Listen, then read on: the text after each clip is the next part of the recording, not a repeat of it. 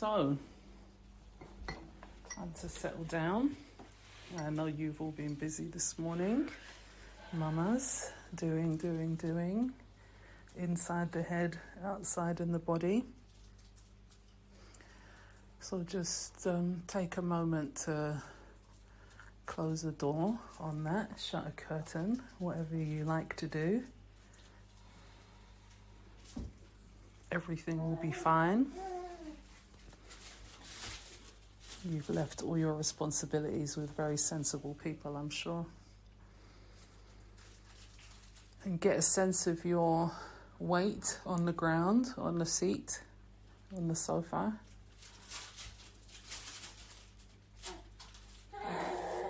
You've got a little helper helping you relax. And I want you to especially feel the weight of your bones. The ancient nature of your bones.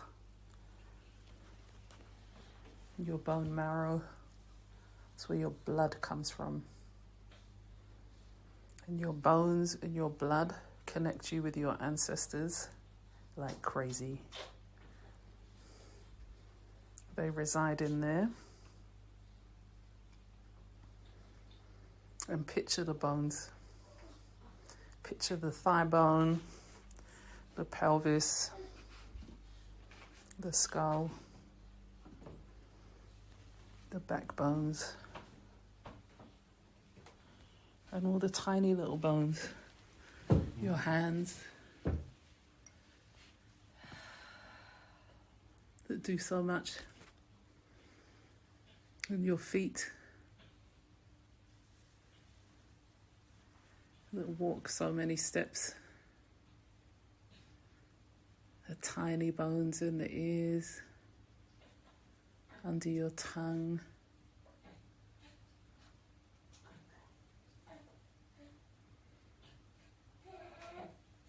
Take any remaining thoughts you might have in your head, whizzing about, and imagine them gathering together like a river stone. Nice and weighty, the kind that feels very satisfying in your hand.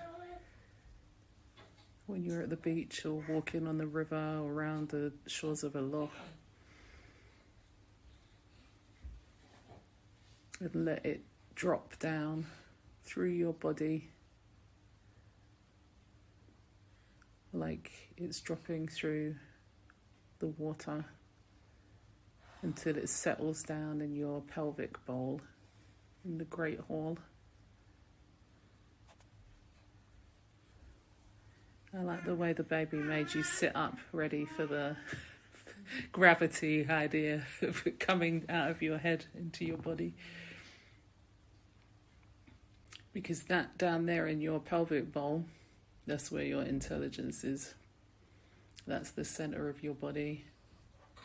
And that's where your womb resides, or used to reside.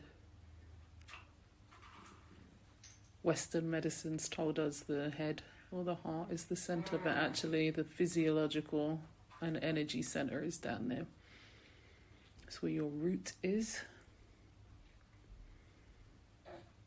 And that root is traveling out of your body energetically.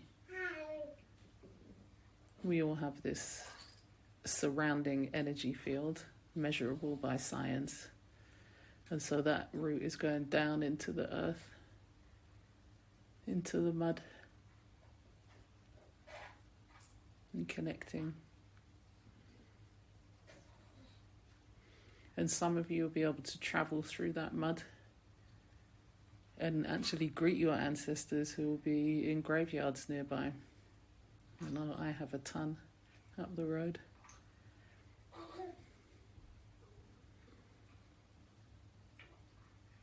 You can send them a message, even if they're not nearby, because they're residing within you, as well as their bones nourishing the soil locally. And these guys have the same hands as you, the same eyes, ears, faces, feet, Imagine you can go 20 generations back and there's a grandma that looks like you, or a granddad. And those guys knew all of these things that we are going to discuss over these days. They know about herbs and ceremony and rest and prayer and recognizing and identifying plants and animals, weather systems, clouds.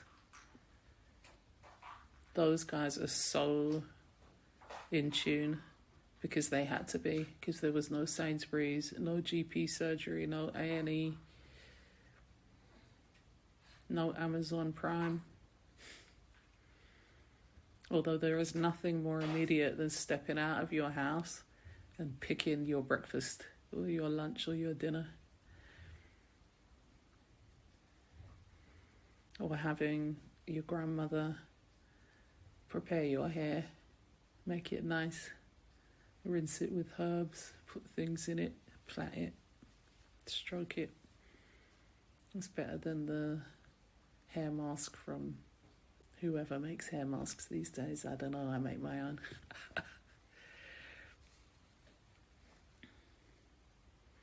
So just get a sense of them, that you're looking out with their eyes when you're out in nature, that you're using their hands when you're preparing food and medicine and touching these women and loving them and preparing their home for them, helping them with their body. Sometimes their mess, sometimes their babies, their animals, their grandparents, whoever's around. So in your DNA, this all lies there because this was the knowledge of everybody. So you're just remembering, reminding yourself in these 4 days. And you probably don't have to go far back for that memory to be there. We hold 7 generations, right? Or 14, depending on which bit of science you look at. So it's unbroken in my family that come from Leeds. Just, grandma comes, soup is made, stew is made, rest is had, work is off. So you maybe go back to your mum, or maybe your grandma, or maybe your great-grandma. But it's probably not far away that this is happening in the postpartum in your family. We're very disrupted by the world wars in the UK before that.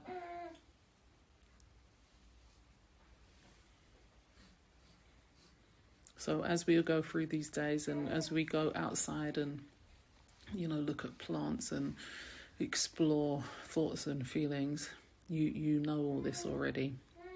We're just waking it up.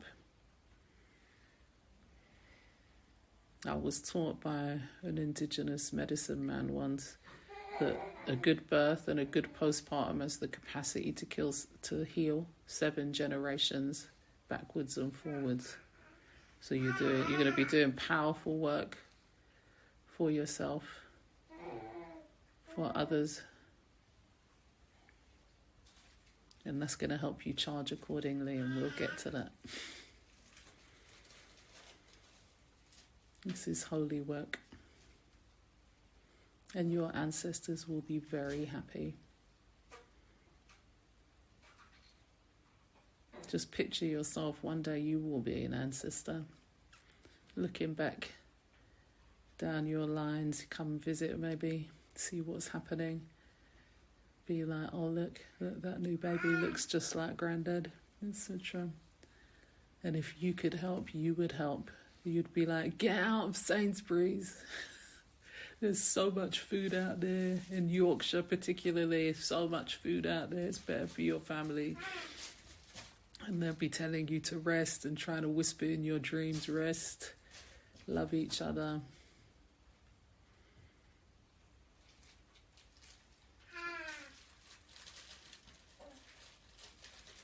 So secure that into your cells. Stay where you are.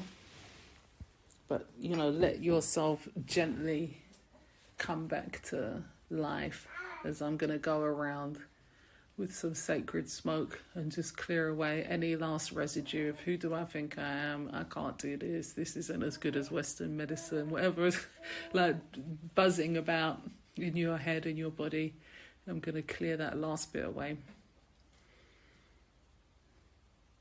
But say to yourself, I seal this in. I'm sealing this feeling in. And I'm going to build on it. And I'm going to make it feel more and more secure and robust in my body and my mind and my heart and my energy field.